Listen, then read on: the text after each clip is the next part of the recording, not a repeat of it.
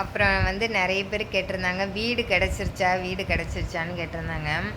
நானும் வந்து வீடு தேடிக்கிட்டே தான் மக்களே இருக்கேன். ஆனால் ஒரு வீடு கிடைக்க மாட்டேங்குது. கோயம்புத்தூர் சைடு வந்து என் தங்கச்சிக்கிட்ட பார்க்க சொல்லியிருக்கேன். அதுக்கப்புறம் வந்து இங்கே கோயம்புத்தூர் சைடு போக கொஞ்சம் அது ஒரு செகண்ட் ஆப்ஷனால தான் வச்சுருக்கேன். ஆனால் திருப்பூருக்குள்ளே தான் வீடு பார்க்கணும். எங்கள் அப்பாவும் பாம்போல் அலையிறாவே. ஏன்னா அவிய விடிய காலம் என் ஹஸ்பண்டே மாதிரி தான். அவியலும் 3 மணிக்கு எந்திரிச்சு 3 மணிக்கு எந்திரிச்சு குளிச்சுட்டு வாங்கிட்டு 3:30க்கு மார்க்கெட்டுக்கு போயிடுவாங்க. அப்புறம் 5 மணிக்கு வந்து கடையெல்லாம் திறந்து இப்போல்லாம் வியாபாரமே இல்லை. இருந்தாலும் அந்த ரெகுலர் இதை வந்து இது பண்ணிகிட்டே இருப்பவன். ஏன்னா எங்கள் அப்பா வந்து எப்போதுமே நல்லா ஃப்ரெஷ்ஷாக காய் வாங்கி வச்சுட்டு அப்படி தான் இருப்பவ பற்றிலாம். அதனால் அவியெல்லாம் காலையில் எல்லா வேலையும் முடிச்சுட்டு எனக்காண்டி ஒவ்வொரு இடமா அலைய தான் செய்கிறாவ. நான் தான் இங்கே ஹாஸ்பிட்டல் போயிடுவேன்ல, அதனால் என்னால் வந்து அந்த அளவுக்கு இது பண்ண முடியாது. ஆனால் ஒவ்வொரு வீடை பார்த்து வச்சுட்டு இந்த வீடு பார்த்துருக்கேன், உனக்கு பிடிச்சிருக்கா போய் பாரு அப்படிம்பாவ. நானும் 2-3 வீடெல்லாம் பார்த்துட்டு வந்துட்டேன். அதாவது இப்போ எங்கள் அப்பா என்ன சொல்கிறாங்கன்னா, போகியத்துக்காச்சும் போகியத்துக்கெலாம் வந்து 4 லட்சம் 5 லட்சம் அந்த 5 லட்சத்துக்கு மேலேயே கேட்குறாங்க. நான் வந்து பார்த்துக்கிட்டே இருக்கேன், கிடைக்குமான்ட்டு. எங்கள் ஹஸ்பண்டை நீங்கள் எங்கேயாச்சும் சொல்லி வச்சு பாருங்கன்னா, அதான் இன்னும் 1 மாதம் இருக்குல்ல பார்த்துடலாங்கிறாங்க. நாட்கள் ரொம்ப ஃபாஸ்ட்டாக ஓடி போய்கிட்டு இருக்கு. இவங்களுக்கு வந்து கவலையே தெரியலை பார்த்துக்கோங்க. சடார்னு போகிறது நம்மளுக்கு முக்கியம் இல்லை. அங்கிட்டு போயிட்டு அதுக்கப்புறம் வந்து அவங்க காலி பண்ண சொல்லாமல் இருக்கணும், அவ்வளோதான். ஏன்னா இப்போ எல்லாருமே ரொம்ப சாஸ்திரம் பார்க்காங்க பார்த்துக்கோங்க. நம்மளே மாதிரி ஒரு நோயாளி கேஸ் வந்துட்டுனா நம்ம நோய் அவியலுக்கு போயிருங்கிற மாதிரி சாஸ்திரம். ஒருவேளை இங்கேயே அவள் மண்டையை போட்டுருவாளாங்கிற மாதிரி சாஸ்திரம். இந்த மாதிரி பார்த்துட்டு வந்து நோயின்னு தெரிஞ்ச உடனே இன்னும் வீடு அப்படின்னு தான் சொல்கிறாவ. சரி பார்ப்போம், நம்மளுக்குன்னு கொடுத்து வச்ச வீடு எங்கிட்ட இருக்கோ அது நம்மளுக்கு கிடைக்க தான் செய்யும். என்னோடய இதெல்லாம் இப்போ இப்படி ஆகிப்போச்சு. இன்றைக்கி இது நடக்கும்னா அது நடந்து தான் ஆகணும். எனக்கு எப்போ வீடு கிடைக்கணுன்னு இருக்கோ அப்போ வீடு கிடச்சி தான் ஆகணும். என்ன நடக்குதுன்னு இருக்கோ அது நடந்து தான் ஆகணும். அதை நம்மளால் மாற்ற முடியாது. அதனால்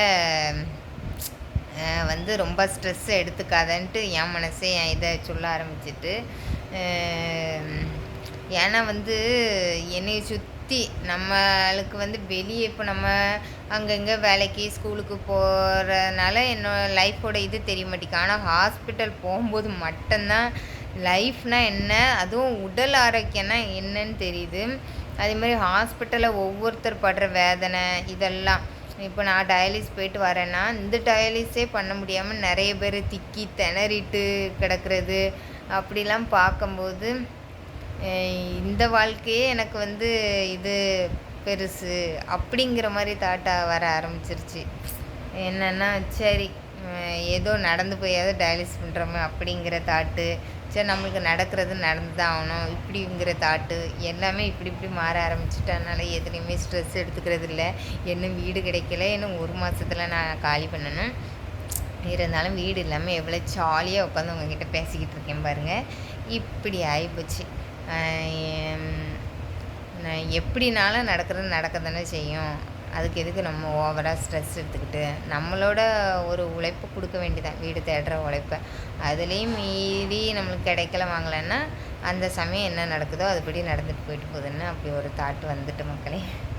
அதனால் வீடு பார்த்துக்கிட்டு தான் இருக்கேன் நான். அதேமாரி கவலையாக இல்லையா, நீங்கள் இப்படி பல்ல காமிச்சிக்கிட்டு வச்சிட்டு இருக்கீங்கன்னுலாம் நினைக்காதீங்க. என்ன செய்ய ஃபஸ்ட்டு எதனாலுமே கேள்விப்படும் போது அதை இது பண்ணும்போது கவலையாக தான் இருக்குது. இப்போ எனக்கு திடீர்னு வீடு காலி பண்ணுங்கன்னு சொல்லும்போது ரொம்ப கஷ்டமாக இருந்துச்சு. ஏன்னா வந்து இந்த 11 மாதம் 10 மாதத்துக்குன்னா நான் அந்த வீட்டுக்கு வரவே மாட்டேன். ஏன்னா வந்து இது எனக்கு டோட்டலாகவே ரொம்பவே நஷ்டம். இதுக்கு பெயிண்ட்டு அடித்து கொடுக்குறது, அதுக்கப்புறம் வந்து இதுலேருந்து ஒரு வீடு ஷிஃப்ட் பண்ணுறதுக்கு எவ்வளோ கஷ்டம்னு உங்களுக்கு எல்லாத்துக்குமே தெரியும். அதுலேயும் என்னை மாதிரி ஒரு நோய்பட்ட கேஸ் எல்லாம் வந்து வீடு ஷிஃப்ட் பண்ண முடியுமா என்னால்? டயாலிஸ் பண்ணிவிட்டு வர்றதுக்கே படுத்து கிடக்கேன். அப்புறம் அந்த வீடு ஷிஃப்ட் பண்ணுறதுக்கெலாம் எவ்வளோ கஷ்டம். பழைய வீட்லேயே இருந்திருக்கலாமேன்னு தோணுச்சு. ரொம்ப ஸ்ட்ரெஸ் ஆச்சு. அதுக்கப்புறம் வந்து சரி என்னைய வந்து இது ஒரு பாடம் அப்படின்ட்டு ஒரு பாடமாக எடுத்துக்கிட்டு போக வேண்டியதான் அப்படின்னுட்டு நானே முடிவு பண்ணிட்டேன். பார்க்கலாம் மக்களே. வீடு கிடச்ச உடனே கண்டிப்பாக சொல்கிறேன்.